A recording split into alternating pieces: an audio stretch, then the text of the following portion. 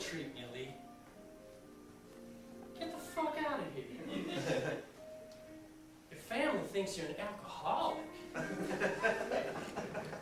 You're not an alcoholic.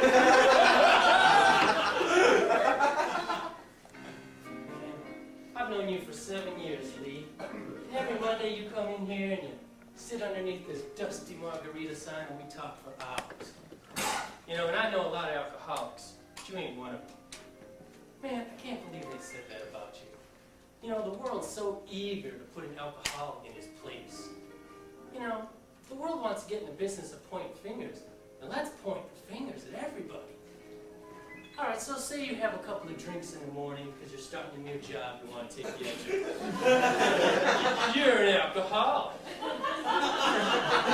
But if some girl comes home every night and shoves raw cookie dough into her face until she's 300 pounds, she's got a nice personality, and we should like her for what's inside. That's crap. What about that fuckhole who's in the fast lane of the 405 and he's got his cell phone up to his ear so he doesn't even notice that his exit's coming up? So he swerves across 4 lanes of traffic, causing a semi to jackknife, creating this huge accident, and then I got to hear on the radio about how there's a SIG alert.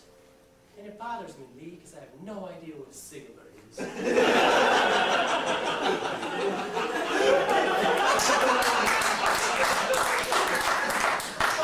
know, who's there to point the finger at those people and say, for shame? No, instead, let's all focus on Lee, the alcoholic, with the intervention of concern. And everybody's just sitting around waiting for you to hit rock bottom.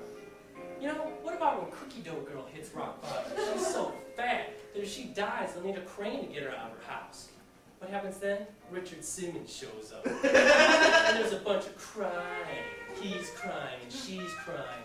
And then you know what? Pretty soon I'm duped into sending them money. And it's not fair, because remember that time you drank the whole bottle of mezcal, and you even ate the worm because you thought it was hallucinogenic? But it's actually the mezcal that's hallucinogenic, it's gross. Where was your Richard Simmons then to say, hey Lee, way to go?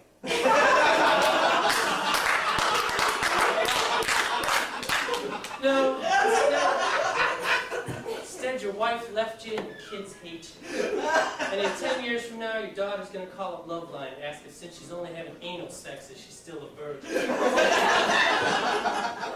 To which Ab will make some quip at your expense, and Dr. Drew will ask what Daddy did to her. And then she'll say, oh, he was an alcoholic, and they'll say, oh, then that's why you're a whore. But you know what? There's nobody crying, and there's nobody sending you money. Instead, everyone's shoving their faces full of ding-dongs and Krispy Kreme donuts. And let's not forget, Lee, obesity is a disease too. But unfortunately, since it afflicts the majority of the population, it makes it unproductive to point it out. Or pretzels? But you know, the thing that really gets me, Lee, the thing that really makes me mad, is that everybody's trying to make you out like you're some bad person. You're not a bad person, Lee. You know who's a bad person?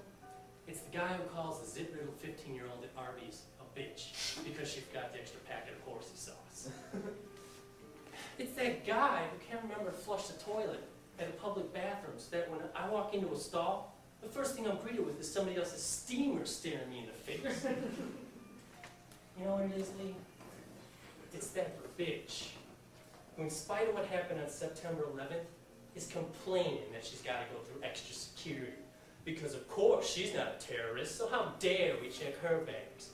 You know what, by her device, we should let everyone who claims they're not a terrorist just waltz on through. And then maybe after another 3,000 people die, she shut her fucking pie hole and let security go through her bags. You know, Lee, these are the bad people. These are the people that need an intervention. These are the people that need to be sat down and say, look, if it's too much trouble for you to pull that little silver handle after you just evacuated your body of all your fecal matter, then maybe you should be put in a home. Because at your age, flushing the toilet should be as routine as swallowing your food. You know, and I guess I understand why there's, everyone's against the alcoholics. It's an easy solution. You got these groups like MAD, SAD, GLAD, RAD, PLAD. They all figure if they can get you to stop drinking, then you won't go on the road and kill a car full of teenagers on on the way to prom. And it's always a bunch of teenagers on their way to some fancy dance.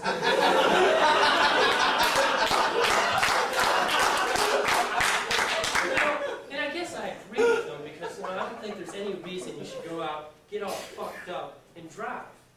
But you know what? Let's not be so dramatic about it. Because if 20% of the accidents are caused by drunk drivers, then that still leaves 80% of the accidents to be caused by that fuckhole who's in the fast lane of the 405.